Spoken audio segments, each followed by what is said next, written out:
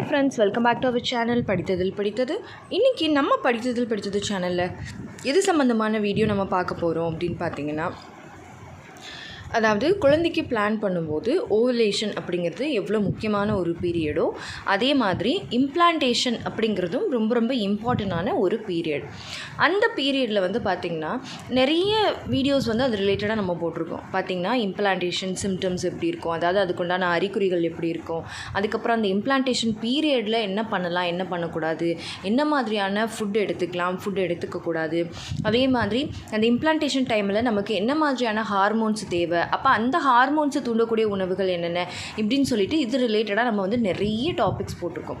But இது எல்லாத்தையும் நம்ம செய்கிறதுக்கு முன்னாடி அந்த இம்ப்ளான்டேஷன் எப்போ நடக்கணும் அப்படிங்கிறத ஃபஸ்ட்டு நம்ம தெரிஞ்சுக்கணும் இல்லையா.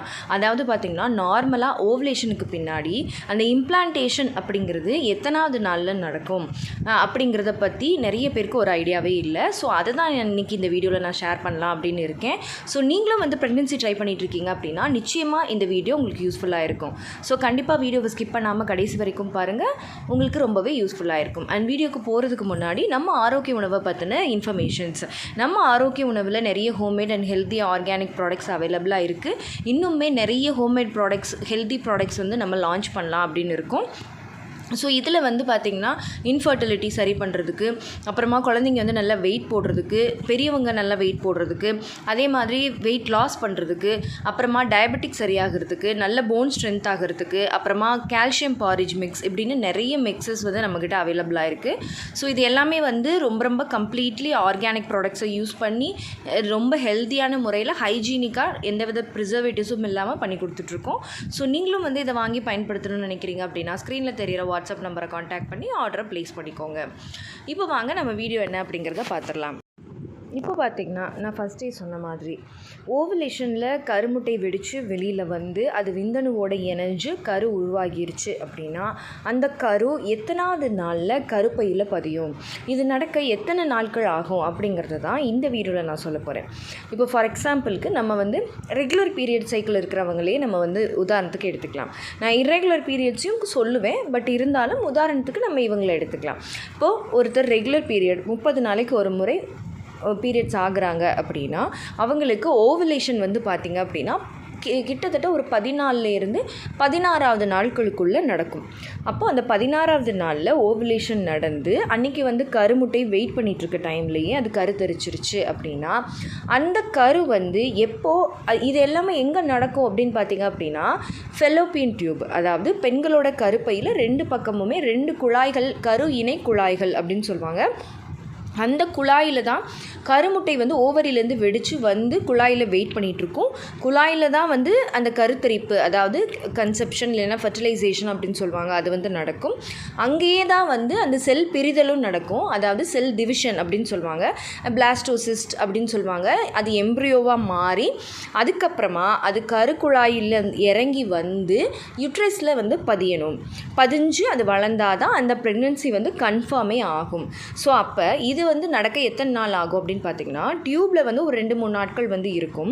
அதுக்கப்புறம் அது இறங்கி வர்றதுக்கே வந்து, ஏன்னா சும்மா சரட்டுன்னு நம்ம இறங்கி வந்துடுற மாதிரியெல்லாம் வர முடியாது, மெதுவாக கொஞ்சம் கொஞ்சமாக அதோட மூமெண்ட் இருக்கும். அந்த மூமெண்ட் இருந்து அதுக்கு வரவே வந்து பார்த்திங்கன்னா ஒரு 2-3 நாட்கள் ஆகும். அப்போ மொத்தமாக அதுவே வந்து பார்த்திங்கன்னா ஒரு 6 நாள் ஆயிடுச்சு.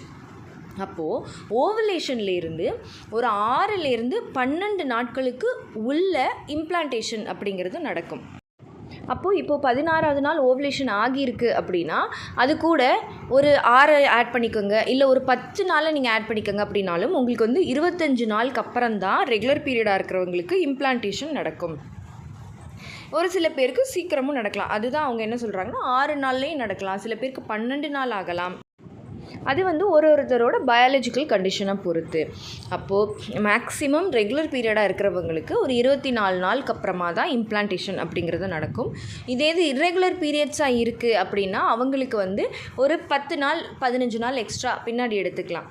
அப்போது ஓரளவுக்கு இர்ரெகுலராக இருக்குது அப்படின்னா அவங்களுக்கு வந்து பார்த்திங்க, இப்போ உங்களுக்கு வந்து ஒரு 40 நாளைக்கு ஒரு முறை வந்து பீரியட் ஆகுது அப்படின்னா உங்களுக்கு வந்து எப்போ இம்ப்ளான்டேஷன் நடக்கிறதுக்கு வாய்ப்பு இருக்குது அப்படின்னு பார்த்தீங்கன்னா உங்களுக்கு வந்து பார்த்திங்கன்னா ஒரு 40 நாளுக்கு அப்புறமா ஒரு 35 நாளுக்கு அப்புறமா தான் இம்ப்ளான்டேஷன் அப்படிங்கிறது நடக்கும். மற்றபடி இந்த 3 மாதத்துக்கு ஒரு தடவை பீரியட்ஸே வராது அப்படிங்கிறவங்களுக்கு இதை நம்ம கால்குலேஷன் பண்ணுறது ரொம்ப ரொம்ப கஷ்டம். So irregular periods, regular periods இவங்களுக்கு மட்டும்தான் நம்ம சொல்ல முடியும். ஓகே ஃப்ரெண்ட்ஸ், இப்போ உங்களுக்கு தெளிவாக புரிஞ்சிருக்கும் அப்படின்னு நினைக்கிறேன். இந்த வீடியோ உங்களுக்கு கண்டிப்பாக யூஸ்ஃபுல்லாக இருந்திருக்கும் அப்படின்னு நம்புகிறேன்.